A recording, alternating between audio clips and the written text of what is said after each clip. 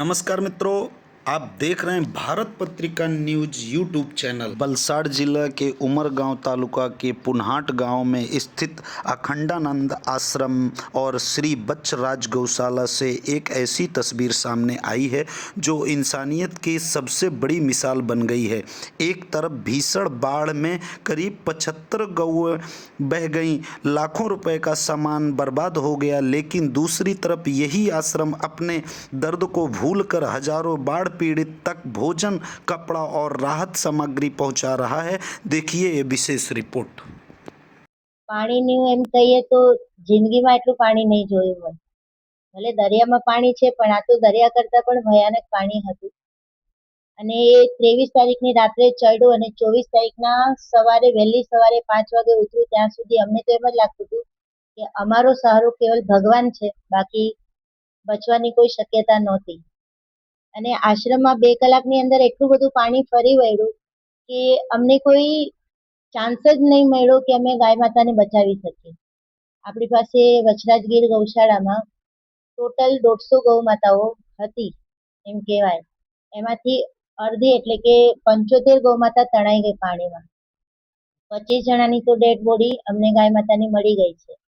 10 ગૌ માતાઓ આમ તેમ 3 દિવસથી શોધતા શોધતા 10 ગૌ માતાઓને આપણે શોધી શક્યા છે. બાકીની જે સંખ્યા છે એનો હજુ સુધી ના ડેડ બોડીનું કઈ મળ્યું છે કે ના એ જીવતા છે કે ખબર છે.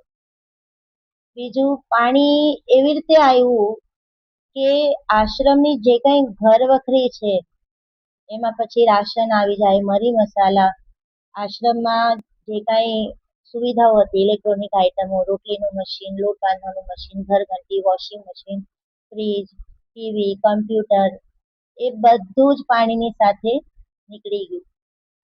એ સિવાય આપણા આશ્રમમાં 25 થી 30 લાખનું સાઉન્ડ સિસ્ટમ હતું. કારણ કે આપણે કથા વાર્તા કરીએ, સત્સંગ કરીએ, અમે જ્યાં પણ જઈએ અમારું સાઉન્ડ સિસ્ટમ અમારી સાથે હોય.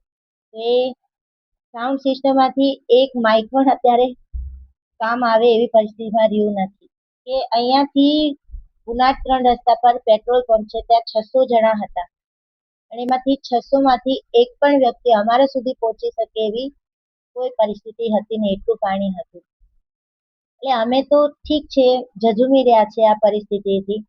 જે આશ્રમમાં જે નુકસાન થયું છે માલ સામાનનું, એ તો પાછો શૂન્યમાંથી સર્જન સેવકોની મદદથી, બધાની મદદથી થઈ જશે. પણ જે મોટું અમારું ધન હતું, જેને અમે એક અમારા દેવ કે સાક્ષાત અમે એને માં માનતા હતા. અમારા આશ્રમમાં મંદિર અત્યારે કોઈ મોટું નથી, પણ અમે ગૌશાળાને જ અમારું મંદિર માનતા હતા અને ગાય માતાને અમે અમારા ભગવાન માનતા હતા. તો એ અમારા ભગવાનનું જે નુકસાન છે ને એની ભરપાઈ કોઈ નહીં કરી શકે. એટલે અમે ફક્ત સરકારશ્રીને એટલું જ નિવેદન કરવા માંગીએ છીએ કે આ હાલત ખાલી અમારા જ નથી, અહીંયા આજુબાજુના પુનાટ, એકલારા, મોહનગામ, જંબુરી જેટલા પણ ગામો છે જ્યાં જ્યાં નદી લાગે છે ત્યાં બધાને જ નુકસાન છે. નાના માણસોને તો પહેરવાના કપડા સિવાય કાંઈ નથી બચ્યું. તો સરકાર શ્રી એટલું તો ધ્યાન દોરે કે કમસે કમ તમે જે કાંઈ ડેમના પાટિયા ખોલવાના છો કે પાણી છોડવાના છો તો એની પહેલા પૂર્વ તૈયારી કરવાની જનતાને મોકો આપે.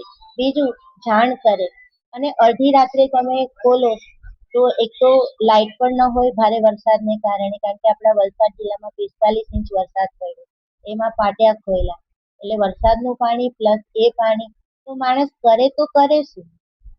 છતાં પણ જીવના જોખમે અમે 70 થી 80 ગૌ માતાઓને બચાવી શક્યા. આજે અમને દુઃખ છે કે અમારી ગૌશાળામાં અમારી સામે, અમારા નજરની સામે ગૌ માતા તણાતી હતી. અને ખાલી તણાતી નહોતી, એટલો પ્રવાહ હતો પાણીનો કે એ આ દિવાલથી આ દિવાલ, આ દિવાલથી આ દિવાલ ભટકાઈને તડપી તડપીને મરી. 150 સ્વયંસેવકો આશ્રમના પરિવારના અહીંયા સેવા કરતા હતા, સાફ સફાઈ. તો એનું રસોડું તો ચાલુ જ હતું. ગુરુજીએ કીધું કે તો પછી અમે લોકો જમીએ છીએ તો એના માટે પણ રસોઈ અહીંયા બનાવે, તમારે ખાલી અહીંયાથી લઈ જવાનું ને એ લોકોને જમાડવાના. તો સતત 3 દિવસથી એ રસોડું, અન્ન ક્ષેત્ર અહીંયા ચાલુ છે. ગામના લોકો આવે છે, 1500-2000 નું રસોડું થાય છે, એ લોકો લઈ જાય અને જમાડી આવે છે જ્યાં ત્યાં જરૂર છે. પછી પાછી એવી રિક્વાયરમેન્ટ આવી કે જમવાનું તો મળી ગયું પણ કપડાં જ નથી. પછી તરત જ ગુરુજીએ મુંબઈ ફોન કરાયો. મુંબઈ આપણા 20-25 છોકરાઓ એવા છે જેના કારખાનામાં રેડીમેડ આવા માલ બને છે ને એ લોકો હોલસેલ વેપારી છે. એ લોકોને ફોન કર્યો કે આવી રિક્વાયરમેન્ટ છે, તો 2 કલાકમાં એ લોકો એકબીજાથી મેસેજ કરી અને 2 કલાકમાં મોટો આઈસર ટેમ્પો ભરાય એટલા કપડાં જમા કરી રાતોરાત એ લોકો ટેમ્પો લઈને અહીંયા આવ્યા ને સતત 2 દિવસથી ગઈકાલે પુનાટ, એકલારા, મોહનગામ એમ કરીને 5-6 ગામમાં કપડાં વિતરણ થયું ને આજે ભિલાડની ધૂળીપાડા, નવી નગરી ને એની આજુબાજુના જે કઈ વિસ્તારો છે ત્યાં કપડાં વિતરણનું કામ ચાલુ છે.